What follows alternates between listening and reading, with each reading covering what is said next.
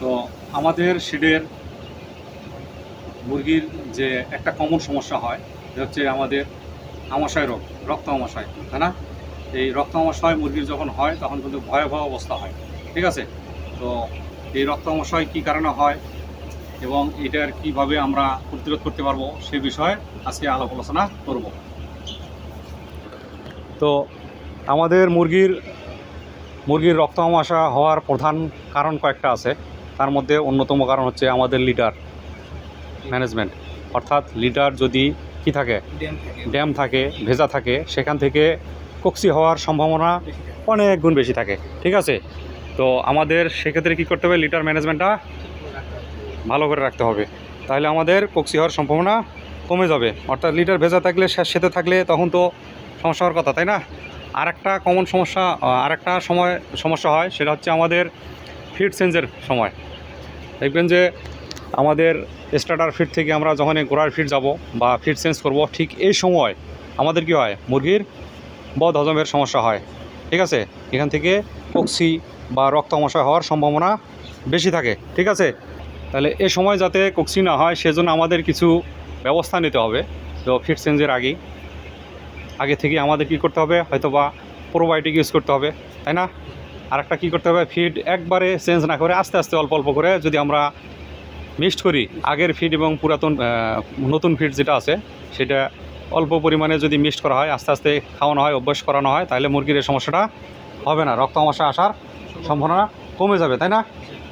আরেকটা হচ্ছে যে আমরা ম্যানুয়াল ফিডিং যদি বেশি দিন করে রাখি, ম্যানুয়াল ফিডিং আমরা চেইন ফিডিং যদি না করে যদি ম্যানুয়াল ফিডিংটা যদি বেশি দিন করে রাখি, তাহলে এখান থেকে কি হবে, আমাদের মুরগি অসুস্থ হওয়ার সম্ভাবনা বেশি থাকে। তার কারণ কি, যে ম্যানুয়াল ফিডিং করলে ফিড লিটারের নিচে পড়ে না, লিটারের নিচে পড়ে, পরবর্তীতে মুরগি ওই আস্তে আস্তে খুঁটেগুলো খাচ্ছে, ময়লা সহ খাচ্ছে, জীবাণু যাচ্ছে, যার কারণে সেখান থেকে রোগবালাই হওয়ার সম্ভাবনা বেশি থাকতেছে, তাই না?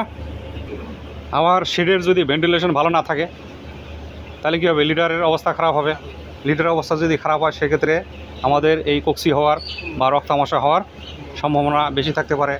ঠিক আছে? আর পানি যদি আমরা নিয়মিত ক্লোরিনেশন না করি, অর্থাৎ পানিটা যদি ভালোভাবে ক্লোরিনেশন যদি করি, তাহলে সমস্যা হওয়ার কথা না। ঠিক আছে? তো আর একটা বিষয় হচ্ছে আমাদের নিয়মিত অ্যাসিডিফায়ার ইউজ করতে হবে।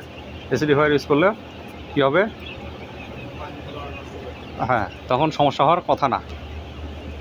তো আর একটা বিষয় হচ্ছে আমাদের যে রক্ত আমাশয় বা কক্সি হচ্ছে, এটা মূল কারণ হচ্ছে আমাদের হ্যান্ড গ্রেডিং যদি না করি ঠিকমতো, অর্থাৎ আমরা যখনই ভ্যাকসিন করি বা যখনই চোখে পড়ুক, যেটা মুরগি ছোট সেটা আমরা বাছাই করে ছোটো প্যানে রাখবো, যেটা বড় সেটা বড় প্যানে রাখবো। এটা যদি করি তাহলে কক্সি হওয়ার সম্ভাবনা কম থাকবে।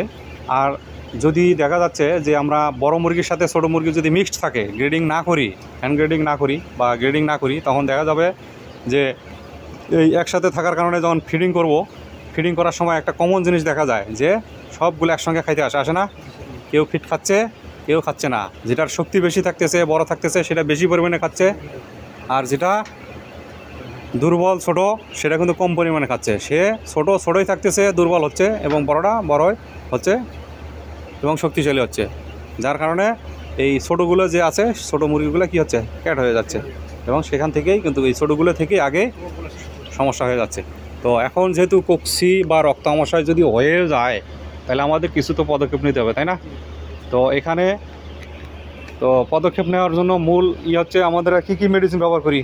আমরা রক্ত আমাশয়ের জন্য আমরা অ্যাম্পোরিলিয়াম ইউজ করি, টলটাজোরিল ইউজ করি না, ESB3 ইউজ করি। তো এইগুলো ইউজ করি, কিন্তু এগুলো ইউজ করার মাধ্যমে আমরা কিন্তু রক্ত আমাশয়টা কন্ট্রোল করতে পারি। তো শুধু যে ব্যবহার করব তাই না, এখানে একটা জরুরি বা গুরুত্বপূর্ণ বিষয় আছে। এই বিষয়টা যদি মনে রাখো, যে যখন কক্সি হয়ে গেছে, যে স্টেজে থাকে না কেন, মুরগিকে কখনো কী করা যাবে না, খালি পেটে রাখা যাবে না। অর্থাৎ মুরগি ফিড পানি যদি খাওয়ার পর দীর্ঘ সময়, দেখা যাচ্ছে 24 ঘন্টার মধ্যে 8 ঘন্টা আমরা লাইট রাখলাম, 16 ঘন্টা কিন্তু লাইট বন্ধ, এই 16 ঘন্টার মধ্যে তার পেটে কী হবে, মাল্টিপ্লিকেশন হওয়ার সম্ভাবনা বেশি থাকতে পারে। এখান থেকে পরবর্তী দিন সকালে যখন ফিডিং করবো, দেখবো যে প্রচুর পরিমাণে মর্টালিটি হয়। তো সেই ক্ষেত্রে আমরা যদি দীর্ঘ সময় ধরে এই মেডিসিনের পানিটা ফিড খাওয়াই কক্সির সময়, তাহলে কি হবে, মুরগিটা আপনার থাকবে, পেটের মধ্যে ফিড, পানি এবং মেডিসিন থাকবে, যার কারণে সমস্যা কম হবে এবং দ্রুত পক্সি থেকে নিরাময় করা যাবে। তো অবশ্যই আমরা এই বিষয়গুলো খেয়াল রাখবো এবং ভালোভাবে কাজ করব।